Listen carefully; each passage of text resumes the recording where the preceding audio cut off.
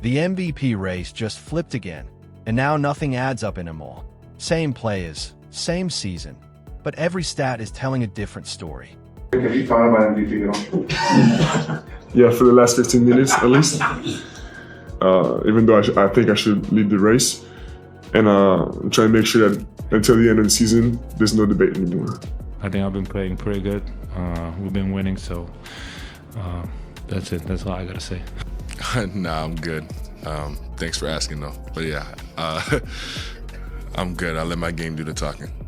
Let's look at this from a different angle, because the MVP race doesn't even feel like a real debate anymore. It feels more like a noisy group chat where everyone is posting stats, defending their favorite player, and somehow everyone is both right and biased at the same time. So what are we really judging here? What does most valuable even mean when so many players are having insane seasons at the same time? Right now, the league is overloaded with great performances everywhere. One player is casually getting near 30-point triple-doubles like it's normal, like it's just another day for him. On another side, there's a player dominating on both offense and defense, putting together one of the best two-way seasons in years. Then you've got someone else averaging 34 points, going on a scoring run, dropping 40-point games like it's routine for a whole month. That's not just a good stretch, that's total takeover, and it still doesn't stop there. Another player is putting up one of the most efficient 30-point scoring seasons ever while leading his team to 65 wins like it's easy. That's the kind of season that usually ends the MVP race right away. Normally, there's no debate. You just give that player the award and move on. But this time, not even close, because now, all of these incredible seasons are happening at the same time. 4 different players, 4 different styles, all dominating in their own way and clashing together. So now it's not simple anymore. It's messy, it's personal, and the big question becomes, who actually deserves it? The answer changes depending on who you ask, which stats they care about, and which player they've been supporting all season. Let's be real. The MVP race isn't just about impact anymore. It's a mix of performance, stats, and who has the craziest numbers on paper. Sure, people talk about leadership and winning, but if your stats don't look like something from a video game, you're barely in the conversation. That's just how it is now, and this season takes that idea to the extreme. MVP used to be about different kinds of dominance, but now it starts with one thing: numbers that make people stop and say, wait, what? If your stats don't do that, you're already behind. Right now, 2 players aren't just standing out, they're completely changing the scale. Even compared to past MVP seasons, their numbers look unreal. If you focus only on production, Nikola Jokic and Luka Doncic are separating themselves from everyone else in a way that almost feels unfair. Everyone else is still putting up great numbers, no doubt. But these two are on another level. Their stat lines are so big that something like 31 points, 4 rebounds, and 7 assists, which normally looks elite, now feels kind of ordinary next to them. What we're seeing isn't just good for this season. It's genuinely historic. Nikola Jokic and Luka Doncic are putting up 2 of the most productive seasons in the modern NBA. And the crazy part is they're doing it at the same time. That's why this MVP race feels flipped upside down. And the wildest part? It feels like the NBA itself has changed how we look at stats. Numbers that used to feel rare, like once-a-season highlights, are now happening every week like it's normal. Things that would have started long debates in the past now get a quick reaction like, okay, nice, what's next? For example, when Jokic hits a 50-point game, that should feel huge. And it is.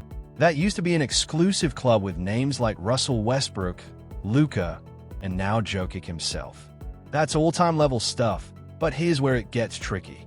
If MVP was only about raw numbers, Jokic would have already locked one up before.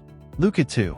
And if we really went that way, you could go back and start handing out awards this season from players like James Harden and LeBron James that people still debate today. Clearly, it doesn't work that way.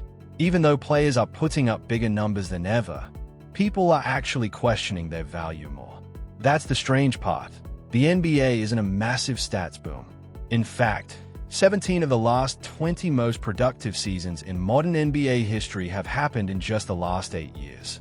That's not normal. It shows the game has changed a lot. Stars like Jokic, Luka, Johnny's, and others are posting numbers that used to define entire eras, and now those kind of stats show up almost every season. So when everything looks historic, nothing feels as special anymore.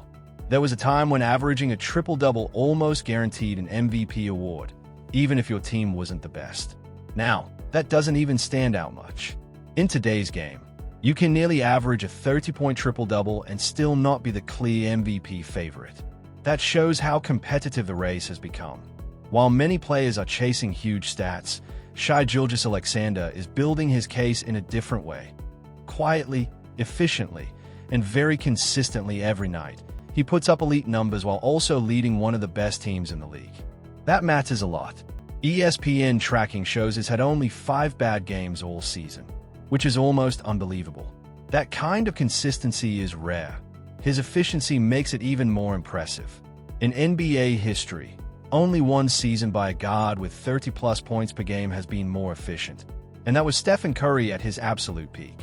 That's the level Shai is being compared to. His scoring about 1.6 points per shot attempt, which is extremely high for a guard who takes that many shots.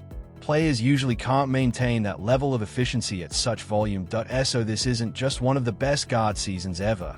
It might be the most efficient high-volume scoring season we've ever seen from a guard. But when you compare that to other MVP cases, especially players who rely heavily on raw stats, someone like Victor Wembanyama doesn't stand out in the same way at first glance. But that's only if you're just looking at the box score and ignoring the bigger picture. A big part of Victor Wembanyama's impact doesn't really show up in normal stats. Especially on defense, a lot of what he does can't be fully captured in numbers. On top of that, he's also been playing under a minutes restriction all season, which naturally lowers his raw stats before you even start comparing him to other stars. So if you only look at basic box scores, you're already missing a lot of what's actually happening. In some cases, stats don't just miss the story, they can completely hide how dominant a player really is. Now if you look at it in a smarter way, things start to change. When you adjust for pace in minutes and measure production per 75 possessions, Wembanyama suddenly doesn't look like an outsider anymore. He fits right in with the top MVP candidates.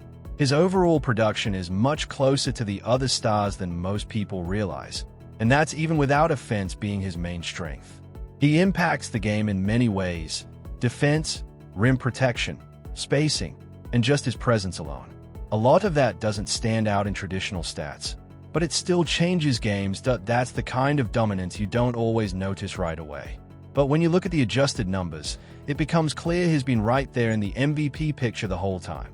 The problem is, MVP discussions aren't just about matching stats or leading one category. Value is subjective. It changes depending on how you measure it. And that's where things get messy again. Even advanced stats don't always agree.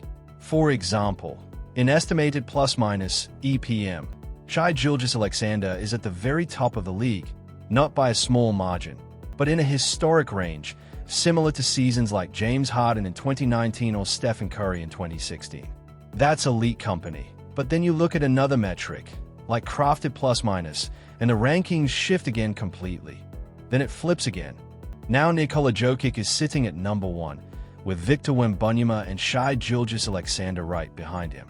Switch to another stat, like daily plus-minus, and Jokic is still on top, this time with a clear GAP. So what does that actually tell you? It means depending on which all-in-one metric you trust, you can get completely different MVP answers. Same players, same season, but totally different results. That's why this MVP race feels so hard to settle. If these advanced stats were the final word, Jokic would already have it locked. No debate, no drama, just the award.